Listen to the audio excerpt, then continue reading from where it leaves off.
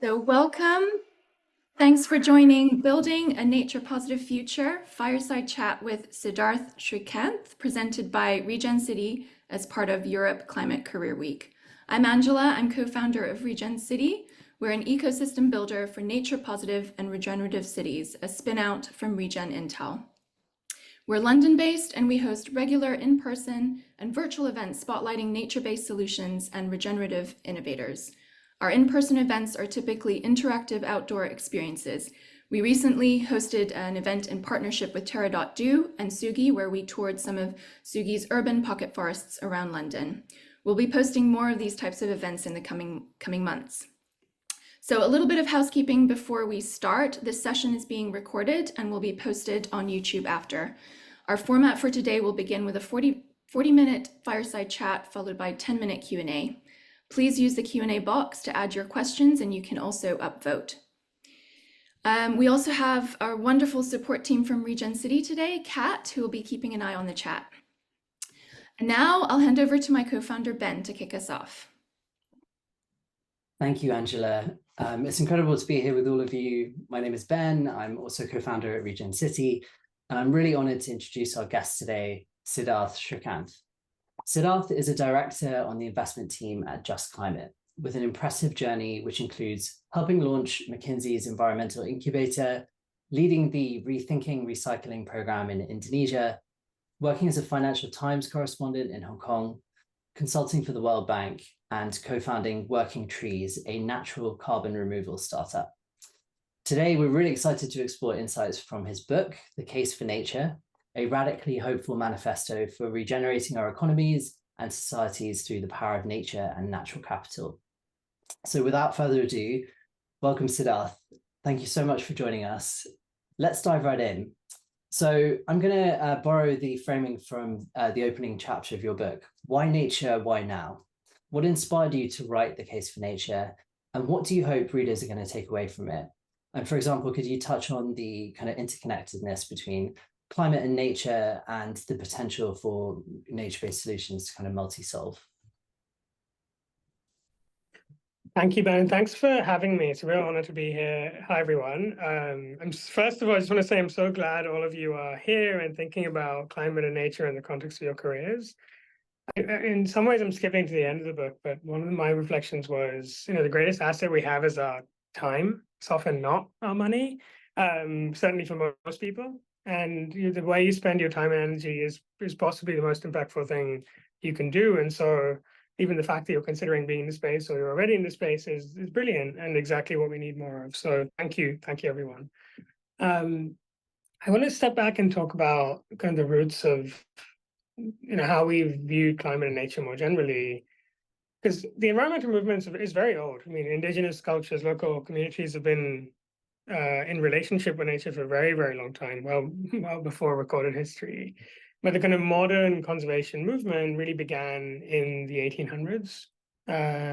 It was often founded on this idea of preserving pieces of land, protecting them as well as possible. So Yellowstone, for example, was the first national park in the US. And it was often at the same time as the violent exclusion of indigenous people who lived on the land and various other dark bits of our history. But it was about kind of fencing something off, ridding it of human influence and saying, this is the best we can do for conservation. And really what we've had then over the last 200 years, if you will, is a world where those protected areas exist, and they have done, despite all their flaws and dark history, we've done a decent job of protecting certain patches of the earth. But the rest of it, the over 80% of the world's land and ocean surface that isn't under protection is under the influence of the way we actually use land for the market economy. And that, by and large, is terrible for nature. So agriculture, by and large, is the biggest driver of deforestation and nature loss. The way we look at cities and design cities and build cities and energy infrastructure, all of this is incredibly harmful for the natural world. But we still, I think, are stuck in that 20th century paradigm of conservation, right, where we say, nature is over there, we should protect it, and then we get on with our lives in the modern economy. And so part of the thinking by the book, and the reason I felt like I should write this, was there are other ways to look at it, right? There are ways to look at nature as very much part of our modern economy, as part of our modern conception of what it means to be human and on this earth. And it's also closely linked to the climate crisis, which doesn't suffer from the same issue, actually. So we don't see climate as something NGOs should do over there. People can disagree, but I think by and large, most people on this call will agree that when we talk of climate action, we're talking about reshaping the energy grid, changing the way businesses exist. Obviously, policy and philanthropy plays a really important role, but we don't see these things as totally separate. And so that was my intent, to bring nature into the fold, speak of it in very similar terms to climate, and see it as part of our modern lives and modern economy, as well as part of what it means to be human on this earth. So happy to dig into any of that. I mean, I'd love to. Your book, highlights so many kind of inspiring stories of essentially nature-based solutions in practice. Could you perhaps share a few examples that you found particularly promising and kind of discuss their potential for wider adoption? Yeah, so I mean, again, stepping back, so what are nature-based solutions? They're essentially three things. They're ways for us to better protect ecosystems where they're still largely intact. There are ways to restore ecosystems where they've been degraded or destroyed. And there are ways to manage our working lands. Our working lands include agricultural lands and lands that we use to produce fiber and timber and various other resources. So really through protecting, managing, and restoring the Earth's surface. And there are lots and lots of different solutions in there in the book, but also through my work, I've seen that involve basically every major ecosystem. So I can give you a few examples. The book opens in Colombia, in this wetland called Sparta, where there's a 50-year history of degradation of a mangrove forest that is an incredibly important carbon sink, incredibly important habitat for biodiversity, and an amazing flood defense for the people who live in Colombia. Now, the roots of that crisis are very old, but one of the projects I highlighted, which exists and is continuing to scale, is very much about bringing back natural hydrology in these places. So the wetland that once supported a thriving mangrove ecosystem can do so once more. Now, it's not good enough to just fix the hydrology. This project has also been involved in planting new mangroves in areas where they were previously lost. And it's being done with a combination of public money and carbon money, but frankly, with community involvement, because there are communities that have lived in Sparta and Colombia for a very long time who absolutely rely on the mangroves for fish nurseries, for timber, for kind of non-timber forest products. They were involved in the destruction of the mangrove as well. And it kind of highlights this really important tension where local communities without options are often forced to degrade nature. But if you give them other options, they can actually change that model and help restore it. And so I think it's a really neat example of how global companies, investors, governments, and local communities can work together. And there are lots of similar examples all over the world, which I think are worth highlighting. Totally different example, but I also highlight things like ecotourism. So there are places all over the world where tourism is essentially gone too far and led to the destruction of natural ecosystems. The idea that tourism can be a force for good is a really old one. It's at least 50 years old. By and large, we haven't done a very good job of that either. But there are new models all over the world where local communities are actually building businesses in these places. And these places are not places where carbon markets exist or it makes any sense to harvest wood or some other agricultural commodity. They're typically far-flung. They're typically incredibly beautiful. And we do have this human need to move, and people will move. And so what some of these projects are doing is taking that kind of very natural urge to move and spend money in these faraway places, which can lead to destruction, of course, but try and reshape that for the benefit of communities that are, for no fault of their own, are just really far away and would like to help protect and restore nature along the way. So I go to Fiji and Palau, but also places like New Zealand and in Kenya, in Eastern Africa, where you have completely different models, all local indigenous led, and all actually bringing back value to communities where there are very few other options. So two very different examples, but hopefully that gives you a flavor of what's in there. There are lots more. Thank you for sharing those.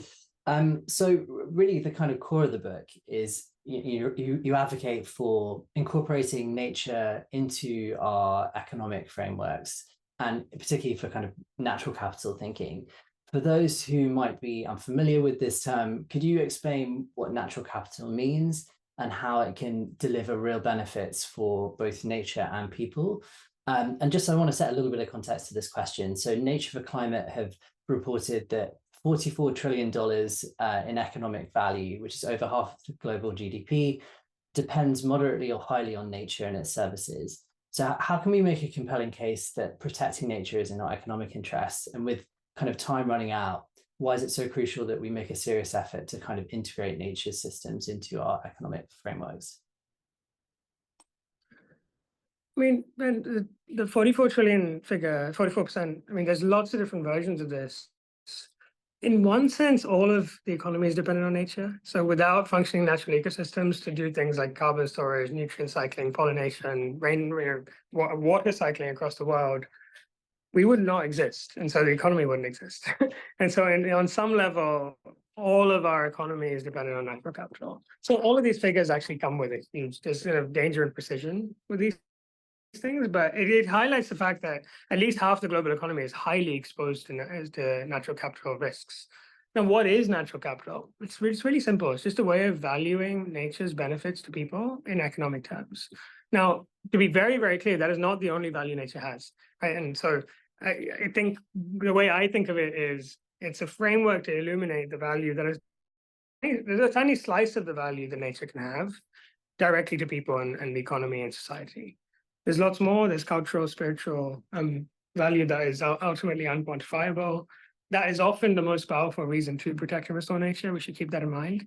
But there are also ways to actually value a bit more of what nature provides us, and in doing so, change the way we treat the natural world. So the other thing, I wrestled with this a lot when I was writing the book. Are we at risk of commodifying and pricing nature in a way that's unhelpful and ultimately harmful?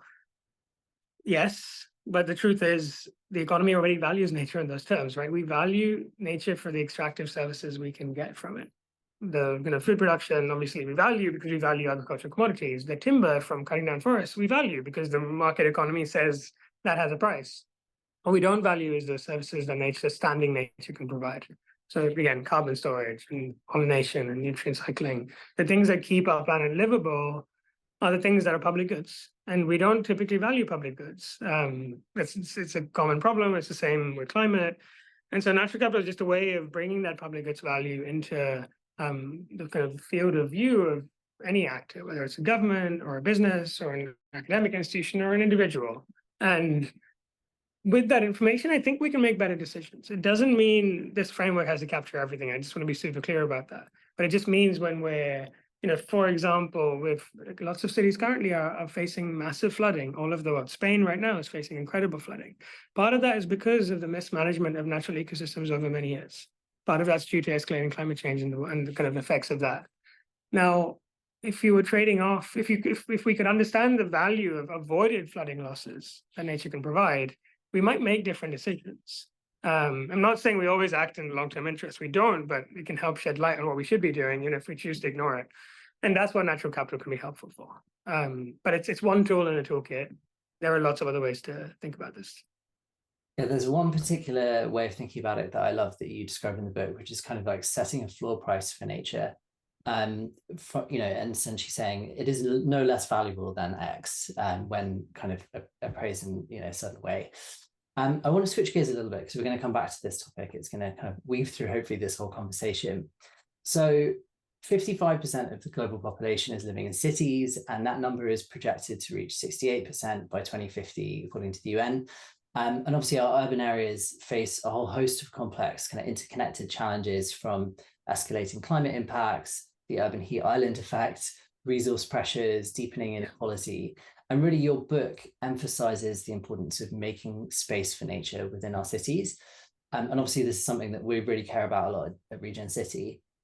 Can you share a few examples of innovative urban greening initiatives that you find particularly inspiring? I know you focus a lot of the book, the kind of chapter on this, on Singapore, and maybe discuss how they can contribute to a more sustainable and livable urban future. And why is protecting nature in cities so vital? There's lots of ways to get into that. But this is a massive. It was a big part of my research. It's an incredibly important topic in the way we think about nature. I'm going to start by saying, urbanization has lots of good and bad effects, but broadly speaking, it helps us make space for nature elsewhere. So, in the abstract, urbanization is a good thing because it means we can more efficiently use resources and concentrate human populations in a smaller area. And hopefully that then leads to kind of smaller impacts in the places where we do want to conserve. But I'm going to focus my remarks on the cities themselves, which can be really wonderful places to live if we can bring nature in. And the Singapore example is a really good one. So Singapore is a tiny city. It's a city-state with a few million people, give or take. It changes a little bit year on year. And it's a country without a hinterland, right? So there's not a massive rural area around it where you can kind of protect and restore nature and grow food and then urbanize. So in some ways, the pressures on Singapore's land use are the greatest of pretty much any country. And yet about half of Singapore is green space. And I'm not saying that's, because there's different ways to define green space, and almost none of Singapore's green spaces are kind of functioning native ecosystems because they were cleared a long time ago. But they are functional in the sense that they provide ecosystem services to people. So I used one case in the book of what used to be a kind of massive grey infrastructure area, which then was turned into a park called the AMK Park in northern Singapore, partly because they knew that there would be massive benefits to people from having access to a large functioning green space. And ironically, in a kind of beautiful ironic twist, it was built on what was essentially a wasteland and an industrial infrastructure site. And what researchers then went and did is measure the benefits on physical and mental health, for example, from having access to nature, the before and after, because there's a clear kind of regression discontinuity when you look at the before and after for people who live nearby. And it provides a really nice natural experiment to understand the benefits of nature. And what they saw was very significant drops in rates of physical disease and mental health spending as well. Because the public health spending is so well tracked, you could actually go back and say, this was the benefit just in terms of health for residents who live there. But cities are also across the world, they're warming up more quickly than the rest of the world. So the urban heat island effect is very real. Anyone who lives in the city knows it. And bringing nature back can be one of the most powerful ways of reducing that effect. So in the book, I highlight an initiative that's actually going on in cities across the world to bring trees back into urban areas and make the case for that. It's not rocket science. It's actually the simplest thing in the world. We all know it's true. We just have done the exact opposite. And in a world where the number of heat stress days is going up year on year, there are large parts of South Asia, for example, where for a good third of the year now, cities are unlivable for a certain period every single day. So that means lost hours from work. It means the early deaths, premature deaths from excess heat. It means actually developmental outcomes that can be a lot worse for children and women in particular. So there's an equity issue as well. And it's not like these cities can afford to build air conditioning everywhere. It still makes the problem worse outside spaces that are air conditioned.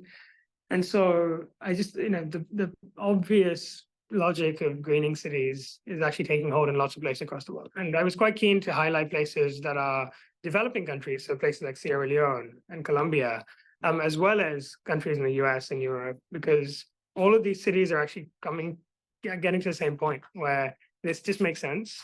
And there's a growing recognition that nature belongs in cities as much as it does, in rural areas. The final thing I was going to say with cities is there's a certain disconnection you can feel when you're in an urban space in an air-conditioned room and you sit there all day. I think bringing nature back into cities also has a kind of broader benefit for how we conceive of our role on this earth. And access to green space also helps create, I think, the foundations of social change around nature. Even if it's not a functioning native ecosystem, I think we need to kind of let go of the rigid baselines that say this is nature and this is not.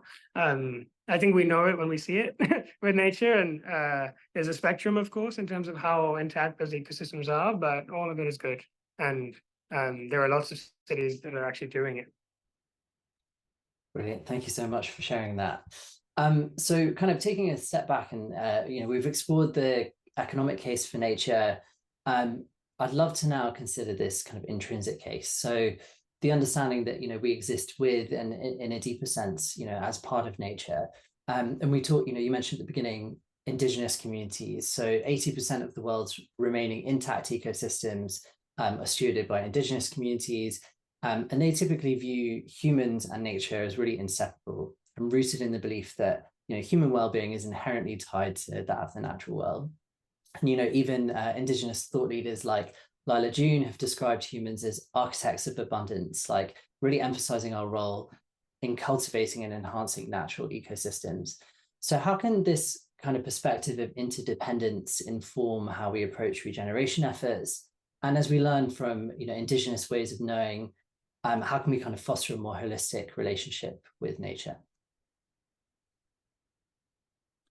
This is we've probably read several books on this. There have been several books written on this, and so I'm going to try and explain where I landed, but this is evolving, and I try and learn every day.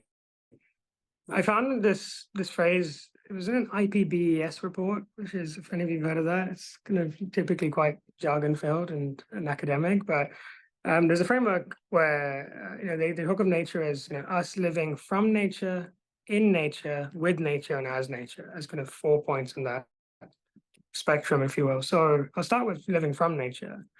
I mean, the economic case for nature is just a recognition that we depend on nature.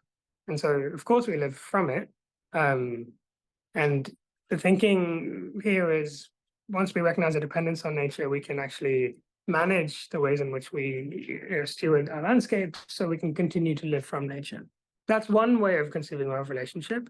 It's a perfectly good one. And it's a starting point for all the economic angles here. There's a slightly separate point, which is living in nature. And that's whether we're in the countryside or in an urban jungle, our lives are made better, right? They're made healthier and happier by bringing nature in.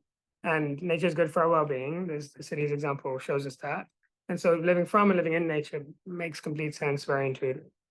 We've known that for decades, and we haven't done enough to change the way we treat nature.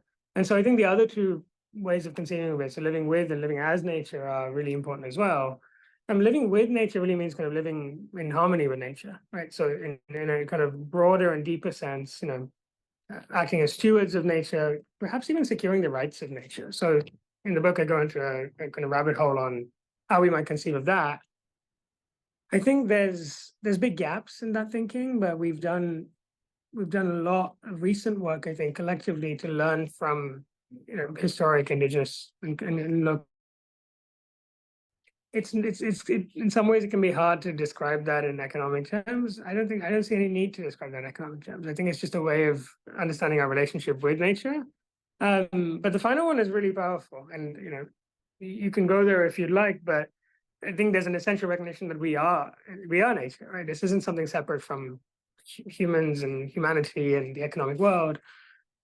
How do you translate that to the way you live your life? I don't know. That's an individual choice, and we all make those choices. But there's an amazing Jane Goodall quote in there that I'm going to try and find. But essentially, what she says is, for those of you who've experienced the joy of being alone with nature, there are no words that can describe the feeling that comes suddenly and all at once.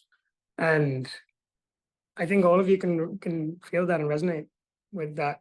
With the feeling when you're even if you're in an urban park, or you're in a beautiful green space somewhere else, or you're scuba diving, or you're hiking, or whatever it might be, and it can be as exotic as you want or as mundane as you want. I think there is something there about knowing that we're in relationship with a broader living system. And what I'd encourage everyone to do is kind of hold these things and the tensions that may exist between them, because in some cases there are tensions, but we just hold them as parts of how we conceive of our relationship with nature, and not let the tensions drive us down one of these paths, because I do think ultimately we need all of them. And in our professional lives, we might say, actually, I'm going to work on a relationship that allows us to live from nature, but live more sustainably from nature. Then in your personal life, if you believe in that distinction, you might actually go off and do more to build nature connection. I think those are all perfectly feasible. I think those tensions are valuable. But I just kind of look to learn from people who've been doing this for a lot longer than I have. Yeah. Thank you. I'd like to actually double click into perhaps initially the nature connection point, and then we'll kind of move on to the tensions. So, you mentioned this quote from Jane Goodall. I'd actually quite like to read it. We'll pop it in the chat as well. Please do. I'm going to move room, but I'll be right back. Yeah, no worries. So the quote goes like this: "For those who have not experienced the joy of being alone with nature, no words of mine can even describe the powerful, almost mystical knowledge of beauty and eternity that comes suddenly and all unexpected. The beauty was always there, but moments of true awareness were rare." And so really my question is, you've kind of alluded to this a bit already. You talk, about our deep kind of often personal connection with nature, and how, when you would share your love for nature with others and writing the book, they would light up and kind of start recounting their favorite moments, places in the natural world.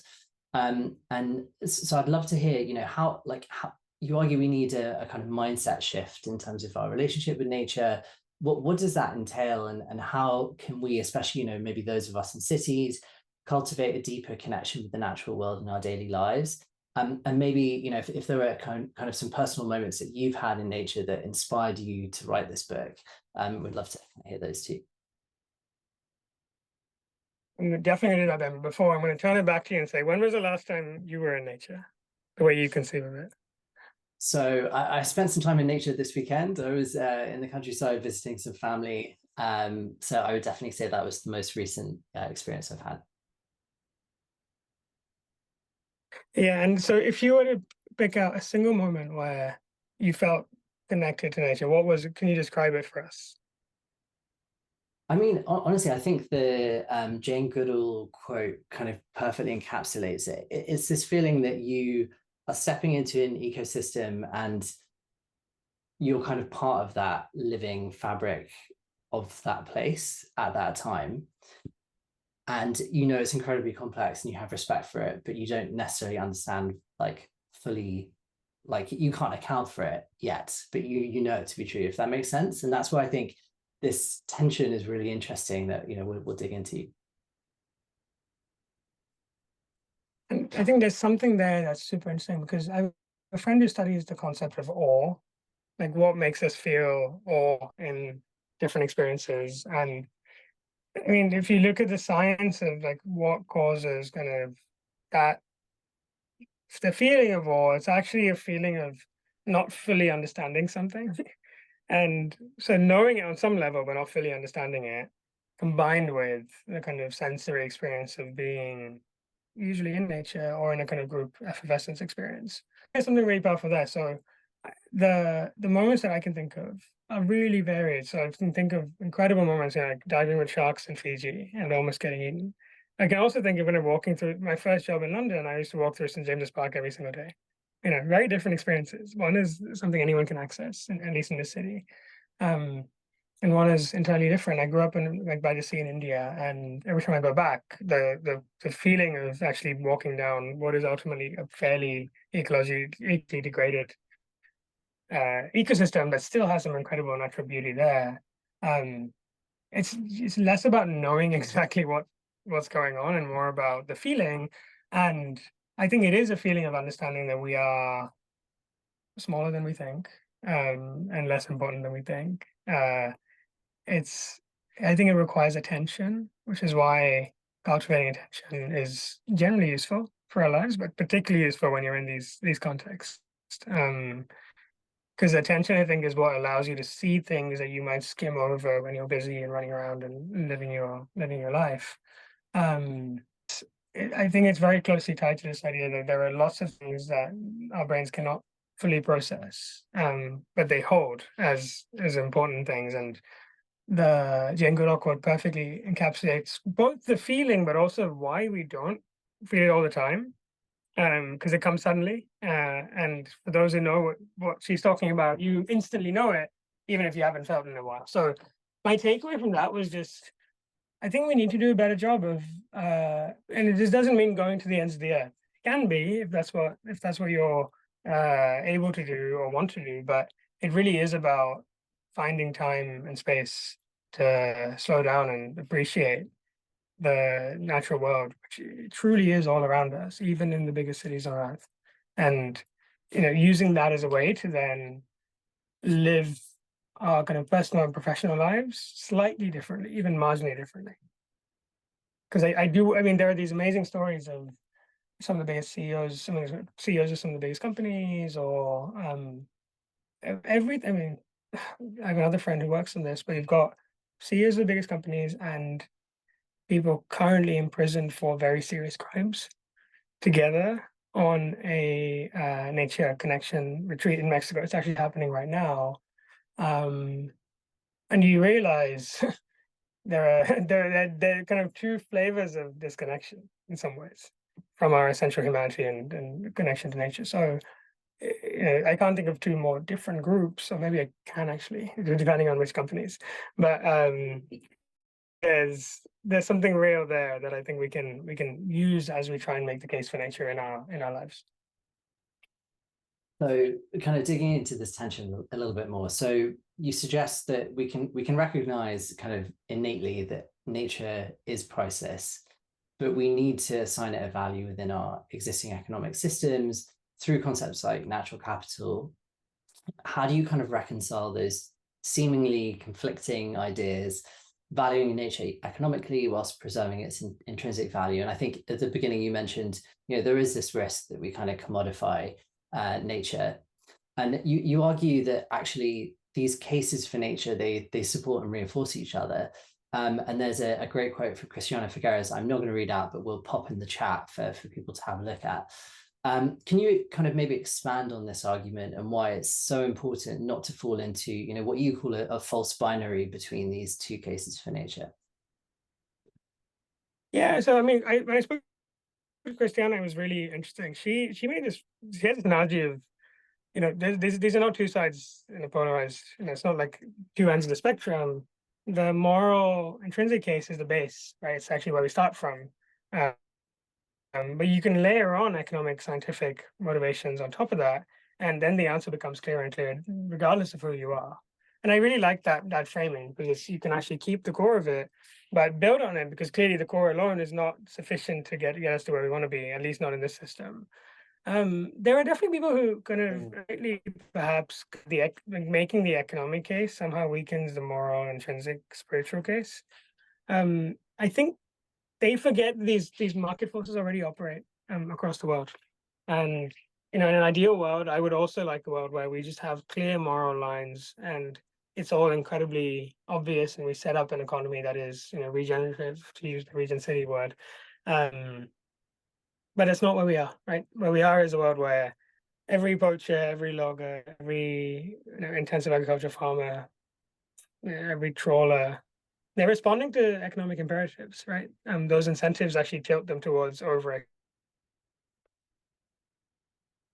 Often is not their fault, right? These are people who are trying to make a living in this world that is hard enough as it is.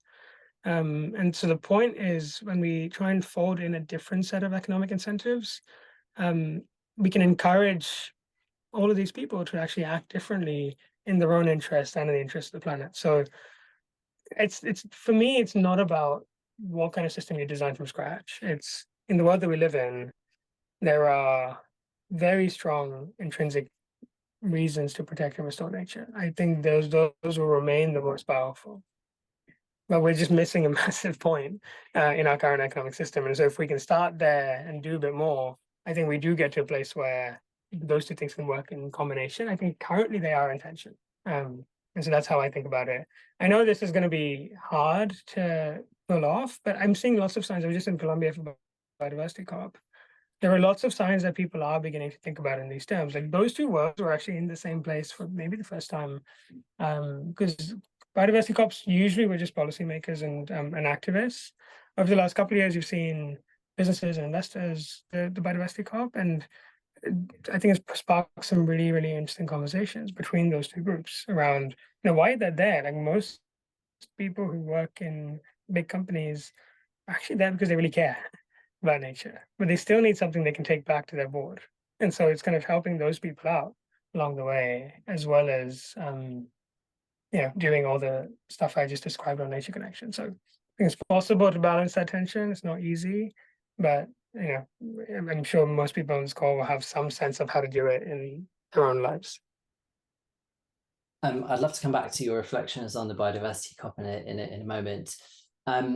Just quickly, so nature-based solutions are projected to contribute up to a third of climate mitigation needed by 2030 to meet our global targets. And nature tech, by improving efficiency, reducing costs, using tools like satellite monitoring, eDNA, bioacoustics, can play a really critical role in basically helping us scale these nature-based solutions. Nature tech startups are expected to attract, I think, up to $2 billion this year in investment by the end of the year. So it seems like there's a lot of momentum and kind of confidence in this space. What are some of the biggest challenges that you see when it comes to addressing the kind of nature biodiversity crisis? And how can technology kind of help tackle those challenges, particularly, given the complexities of, say, measuring biodiversity? And kind of one kind of extra question there, it seems like there are a lot of interesting advances, say, in the measurement, reporting, and verification side of things. How can those recent advances help really drive meaningful impacts?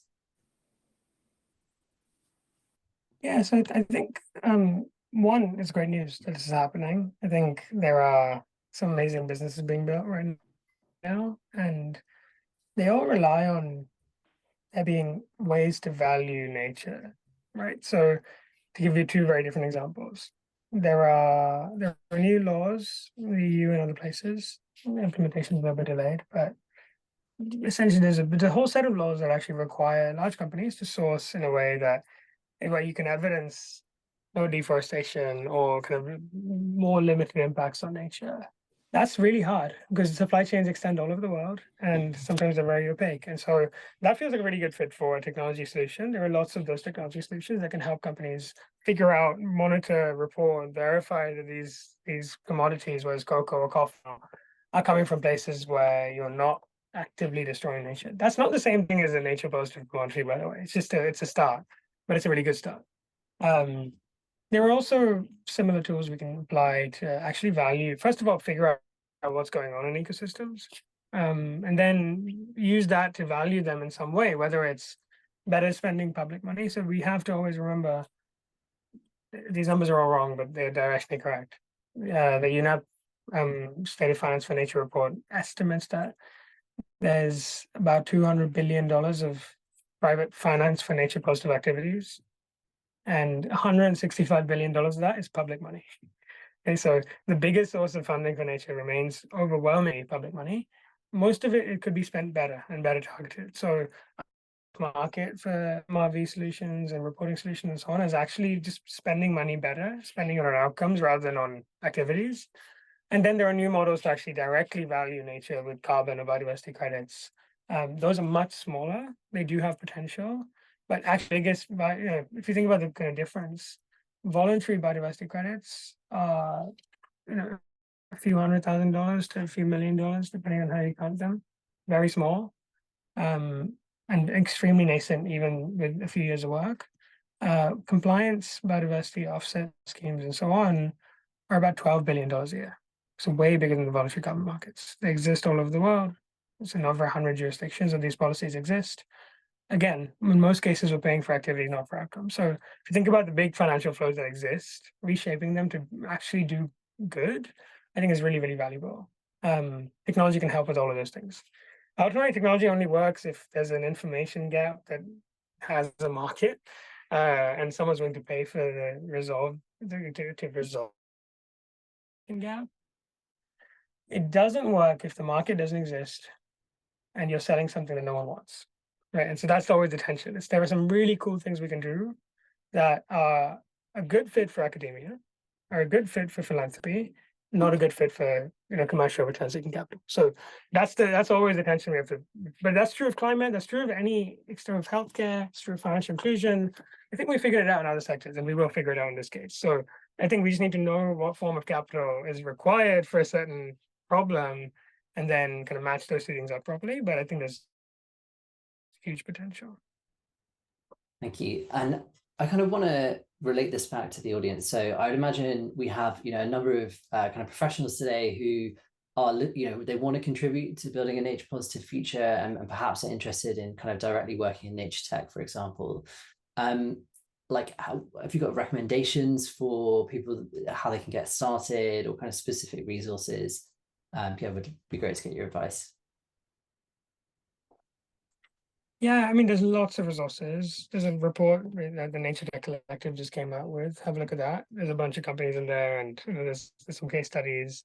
There's lots more. We can send it around now after, but there's loads. I mean, you yourself have done some of this in your work. The biggest thing for me is actually less about what should you do from a company perspective, and more like what are you good at? Like, what's your superpower? Because if your superpower is marketing, being a marketing person for any of these companies, if it might be in a company or an institution where your skills can match the problem they're trying to solve. That would be my biggest advice. I think it's actually unhelpful to just pick a company and say I want to work there, unless you know that you'll be happy there and you'll contribute there and your skills can be valued there. So for me, it's much more important to match that, because everyone needs help. The sector is incredibly nascent, although it's growing quickly, and there's plenty of work to do. So I would kind of start by reflecting on kind of skills and interests and motivation first, and things like location and lifestyle and everything else that's important, right? Before kind of picking specific companies. The other thing I was going to say was, this, like climate, there will be ups and downs in this sector, and overall, we're in a very high interest rate environment. Macro factors are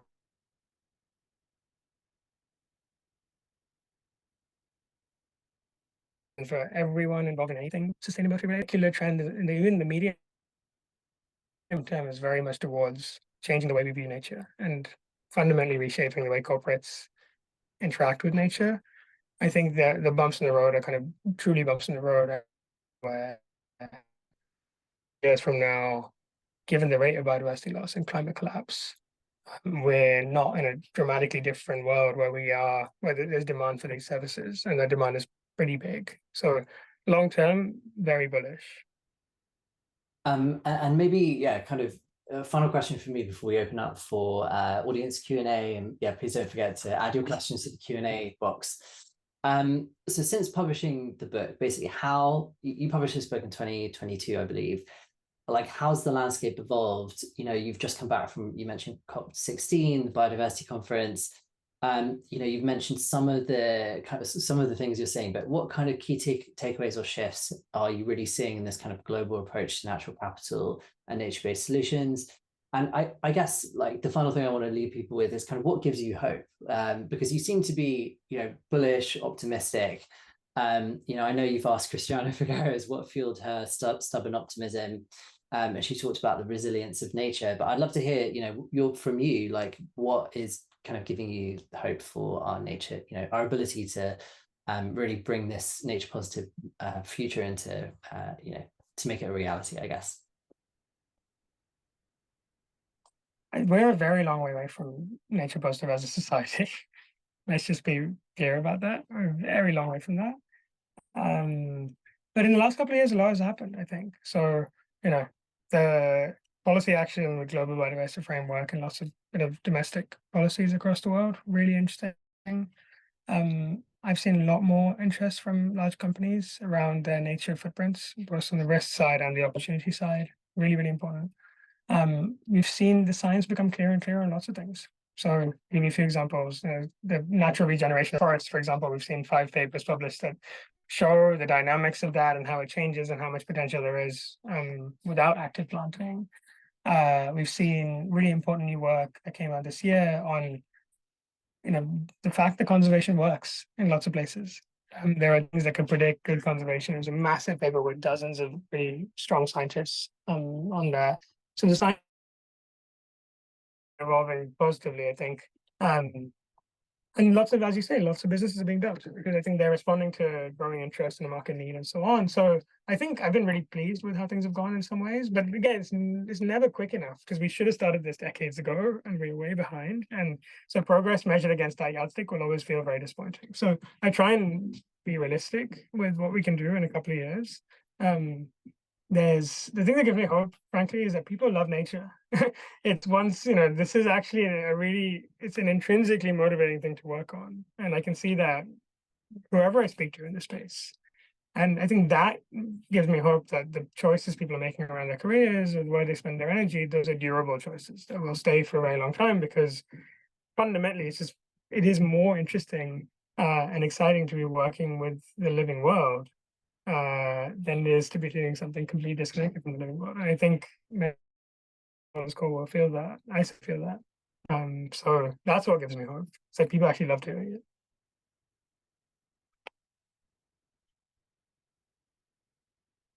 Or you're on mute, Ben. Sorry.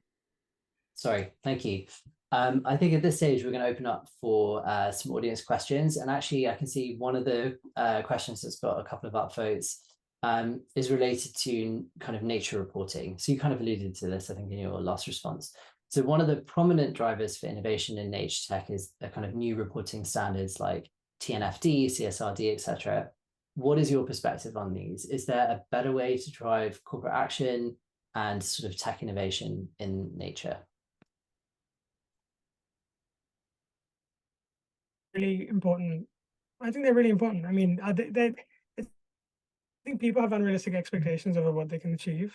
We need to be very clear about, what corporate reporting can do and what it can't do. Corporate reporting generally is a tick box exercise. I think that what's different here is it's a tick box exercise around something that we have no idea about.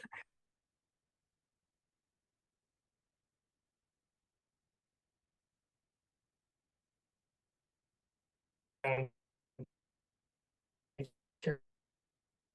BNAF actually just did something across nature risk. They've lost hundreds of millions and billions in market value and in real costs and capex, opex, because I think there's a lot of spend that companies are currently engaging in that they classify as kind of O&M spend, like kind of business as usual maintenance spending, that actually is to do with the fact that they're not managing nature in their supply chains. So think about the fact that cocoa price X the last year and a bit.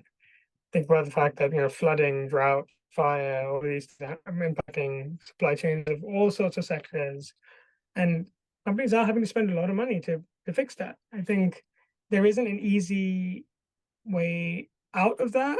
There are things companies can start doing, but the first step is to understand themselves. So I can totally see leaders in these sectors getting a commercial edge, just building an edge, understanding nature risk and managing it, and then figuring out what the opportunities are. It will take time. CSRD in particular, I think, it's going to be a very long journey through to implementation and enforcement, which is more important than implementation. But I think ultimately, as with climate, a few corporate leaders will move, and then others will start moving, and there'll be ups and downs. But I think we're on the right track. Brilliant, thank you. There's another question here, which is a really interesting one around how do you engage people who perhaps aren't as, like don't care as much about nature or aren't as interested, and kind of how do you go about convincing them, for the good of the planet, essentially, and for the good of all of us? I don't know if there's anyone who truly does care about nature. I think there are lots of people who feel disconnected from themselves, from their communities, from nature. I feel like people who do other things more. I think that's fair. But I think it is actually less of a partisan issue than climate is, because climate action relies on logic, right? It relies on you believing, first of all, that an invisible gas is causing warming. Obviously it is, but lots of people dispute that. It then, involves a series of actions that are they're far away, they're hidden, they're quite boring, but they're really important. And there are lots of very large vested interests that don't believe that, obviously. I think the flip side with nature is you actually have something that everyone, to some extent, or someone in their families ultimately values. You have something that is clearly at risk and is not, it's not disputed that we're destroying ecosystems. And while we might disagree on the kind of pace of action and how much money we should spend and relative to other priorities, that's a good debate to have. I think the foundations are actually a lot stronger for nature action, which can then lead to climate action, of course. But I think the path through nature actually has been less polarizing.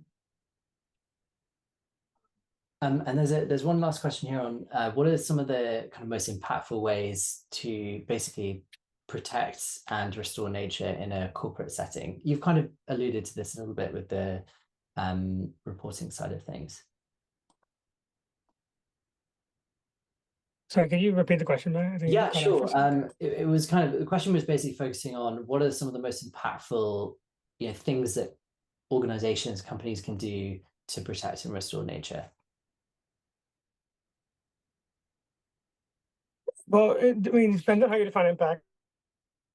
I think the first thing I'd say is understand what kind of organization or company you are, because it's very different if you're a CPG company extracting water resources or relying on kind of natural ecosystem services for the security of your supply chain versus a building company that is building in urban areas that is trying to bring back nature in some capacity. Really, really different.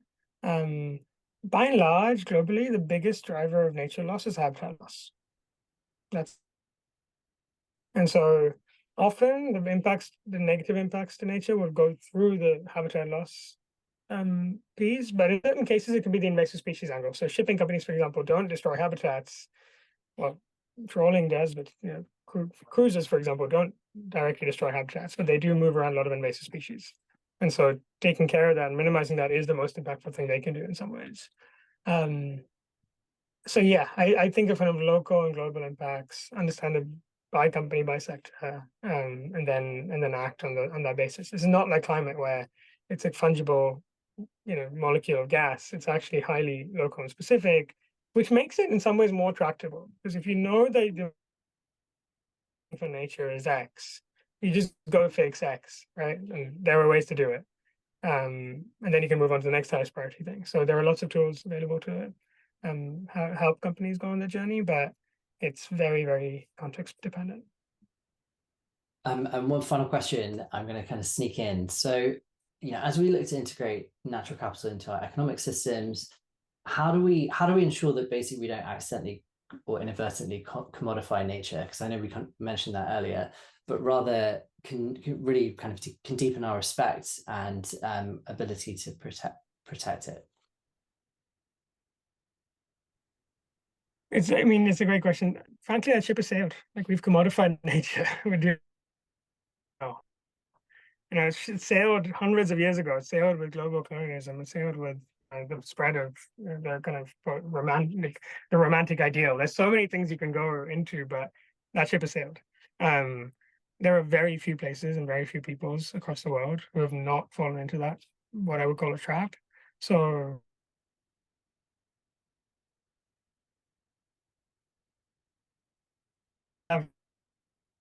highly dependent on nature, and that drives destruction. So it's it's a philosophical one.